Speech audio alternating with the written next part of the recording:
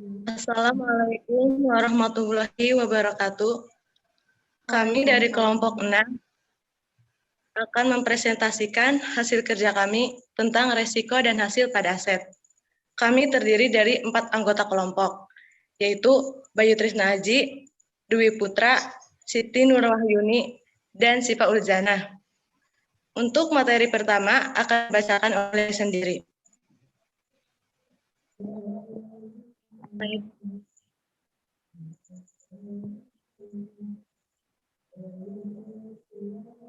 Pengertian resiko.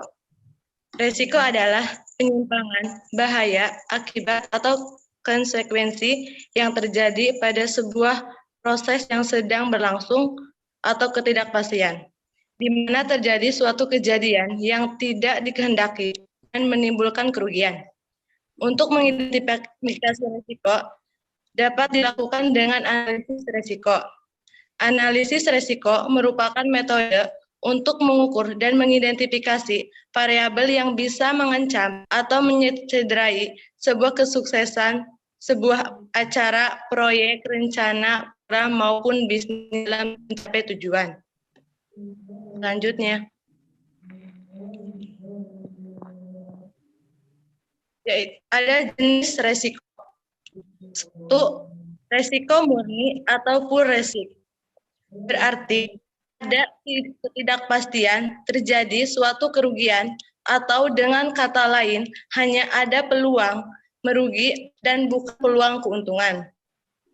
Resiko murni adalah suatu resiko yang bila mana terjadi akan membiarkan kerugian dan bila tidak terjadi tidak memberikan keuntungan.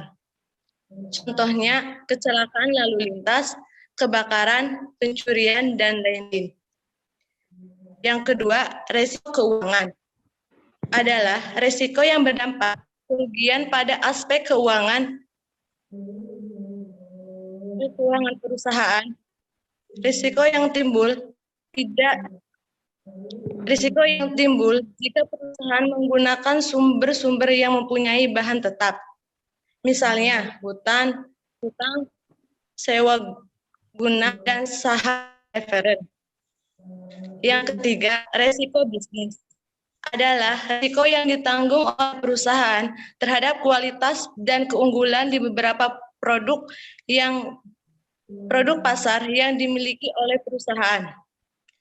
Risiko seperti ini hadir karena terdapat ketidakpastian dari aktivitas-aktivitas bisnis seperti inovasi, teknologi, dan juga desain produk ataupun pemasaran. Yang keempat, risiko spekulatif. Ada risiko yang berkaitan dengan terjadinya dua kemungkinan atau peluang mengalami kerugian finansial atau peluang memperoleh keuntungan.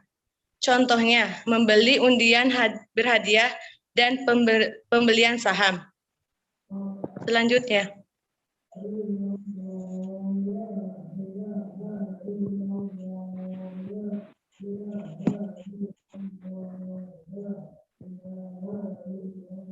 Risiko dalam perusahaan. 1. Risiko individual adalah risiko yang berasal dari proyek investasi secara individu tanpa dipengaruhi proyek yang lain. Kedua, risiko perusahaan adalah risiko yang diukur tanpa mempertimbangkan penganekaragaman atau diversifikasi atau portofolio yang dilakukan oleh investor. Risiko ini diukur dengan melihat dari nilai turunnya hasil yang diperoleh dari investasi yang dilakukan perusahaan. Investor menanamkan modal pada investasi tersebut dan mungkin juga menanamkan modal pada investasi yang lain dan tidak diperhitungkan pada risiko ini. Yang ketiga, risiko yang tadi.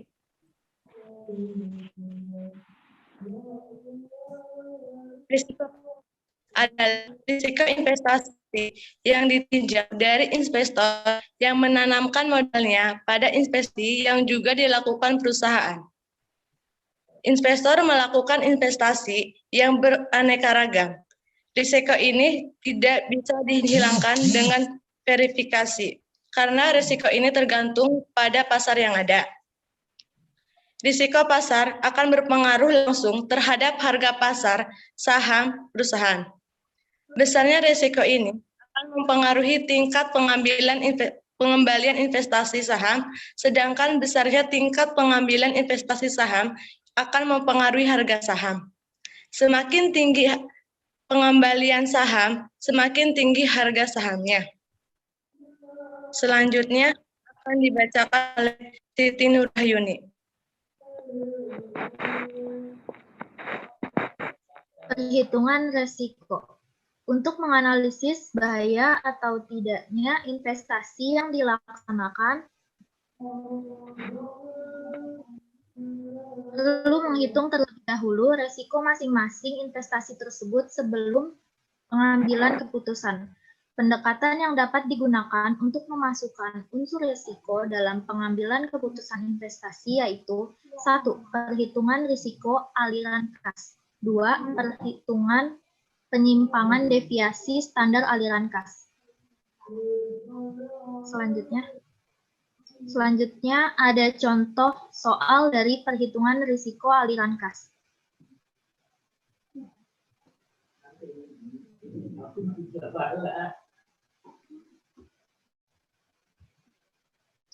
Perhitungan risiko aliran kas mempunyai rumus F sama dengan sigma kali P atau nilai aliran kas yang diharapkan. V adalah aliran kas dari yang terjadi. P merupakan probabilitas atau kemungkinan dari tiap aliran kas yang terjadi. Di sini ada contoh soal. Terdapat 2 proyek investasi yaitu proyek A dan proyek B. Besarnya aliran kas dan kemungkinan yang terjadi untuk tiap-tiap aliran kas terlihat pada tabel di bawah ini. Di sini ada tabel probabilitas pada proyek investasi A dan B. Proyek investasi A, tabel pertama probabilitasnya 0,20 dan aliran kasnya 6.000. Yang kedua ada 0,30 dan aliran kasnya 8.000. Selanjutnya ada probabilitas 0,30, aliran kasnya 10.000, kemudian 0,20, aliran kasnya 12.000. Pada proyek investasi B, probabilitas yang tabel pertama ada 0,15 dengan aliran kas 6.000, kemudian 0,35 dengan aliran kas 8.000, 0,35 dengan aliran kas 10.000, dan 0,15 dengan aliran kas 12.000. Cara menghitung risiko penyimpangan atau deviasi sebagai berikut. Rumus yang tadi, kemudian untuk proyek A, tinggal dikalikan saja antara probabilitasnya dan aliran kasnya. 6.000 dikali 0,20 sama dengan 1.200, 8.000 dikali 0,30 sama dengan 2.400, 10.000 dikali 0,30 sama dengan 3.000, 12.000 dikali 0,20 sama dengan 2.400. Nilai yang diharapkan atau FH-nya adalah 9.000. Pada proyek B juga sama prosesnya dan hasil nilai yang diharapkan pada FB itu 9.000. Selanjutnya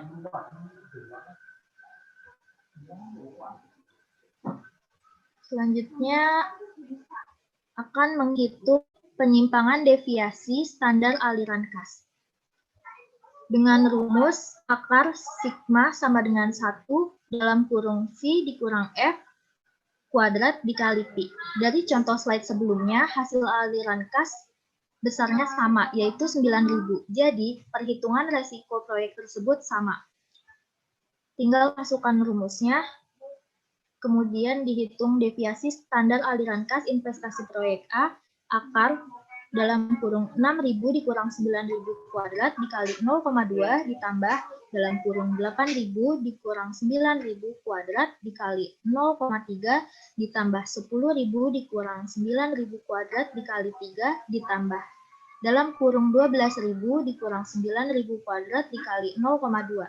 Dan Setelah dihitung, mendapatkan hasil 2049,39 yang dibulatkan menjadi 2050.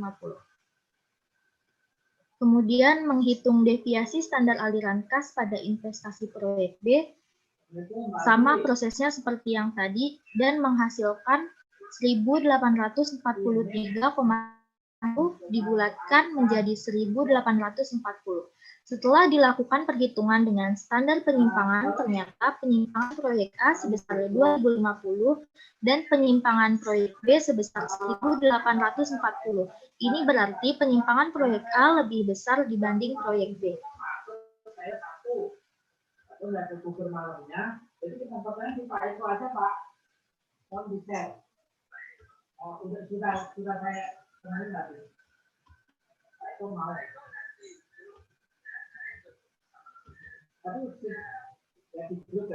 Mengelola risiko akan dibacakan oleh Bayu.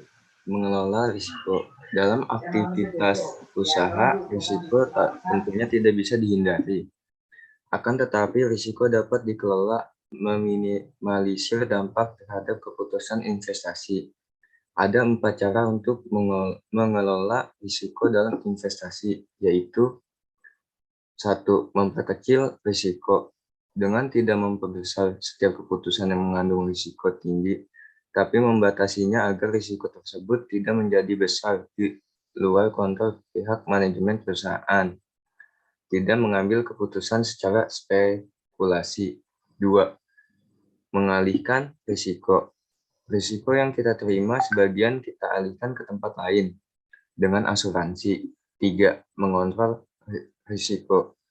Dengan melakukan kebijakan mengantisipasi terhadap timbulnya risiko terjadi dengan memasang alarm penempatan tenaga keamanan.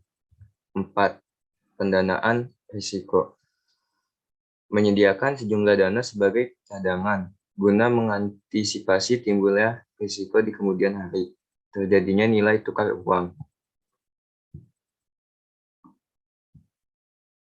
Capital Asset Pricing Model atau CAPM. CAPM adalah suatu metode perhitungan untuk menggunakan basis prediksi atau perkiraan. Untuk itu, model CAPM mempunyai beberapa asumsi yang menjadi ukuran atau dasar dalam memprediksi suatu harga aset. Pada dasarnya, analisis Capital Asset Pricing Model atau CAPM merupakan suatu model yang dijelaskan hubungan antara tingkat risiko dengan tingkat keuntungan yang diharapkan dari suatu saham.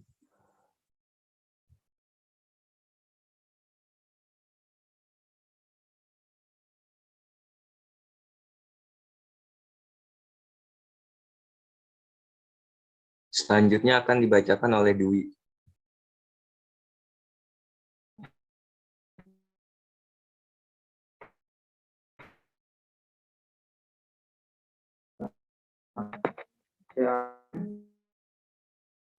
Tidak ada transaksi. 2. Investasi sepenuhnya. 3. Tidak ada pajak penghasilan. Investor tidak mempengaruhi saham. Investor bertindak atas pertimbangan. Diperbolehkan short sales. Terdapat reckless lending dan broad-wing light. Pengharapan homogen. Semua aktivitas dapat diperjualbelikan. Formula model CAPM. Dalam suatu investasi selalu ada resiko yang tidak bisa dihilangkan, yang disebut resiko sistematis, seperti inflasi pada kondisi pasar saham. Untuk mengetahui tingkat resiko dengan model CAPM dihitung dengan formula, yaitu dengan rumus RI sama dengan RF plus BI dalam kurung RM dikurang RF. atau RI sama dengan RF plus dalam kurung RM dikurang RF dikali BI, atau RI sama dengan dalam kurung 1 dikurang BI dikali RF plus BI dikali RM. Keterangan RI. RI adalah return saham I dalam kurung keuntungan. RF return keuntungan investasi bahas risiko. BI beta saham I dalam kurung indikator risiko sistematis. RM return pasar. Contoh soalnya, manajemen keuangan PT Sejahtera melakukan analisis dan memperkirakan bahwa risiko sistematis saham PT Adil adalah 0,145, di mana taksiran keuntungan bebas risiko sebesar 16% dan keuntungan pasar dalam kurung return market diperkirakan sebesar 18%. Hitunglah keuntungan saham PT Adil tersebut, yaitu RI sama dengan RF plus BI dalam kurung RM dikurang RF sama dengan 0,16 ditambah 0,145 dalam kurung 0,18 dikurang 0,16 sama dengan 0,16 ditambah 0,145 dalam kurung 0,02 sama dengan 0,1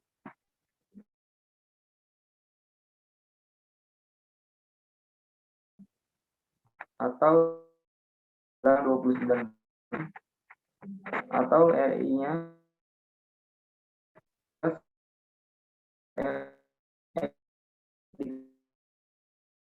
dengan 0,18 dikurang 0, dikali 0,100 sama dengan 0,29%,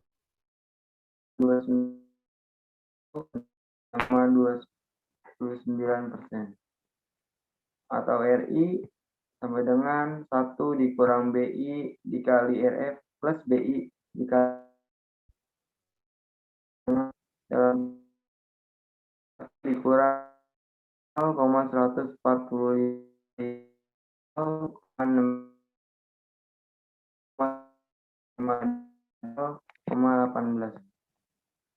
yaitu hasilnya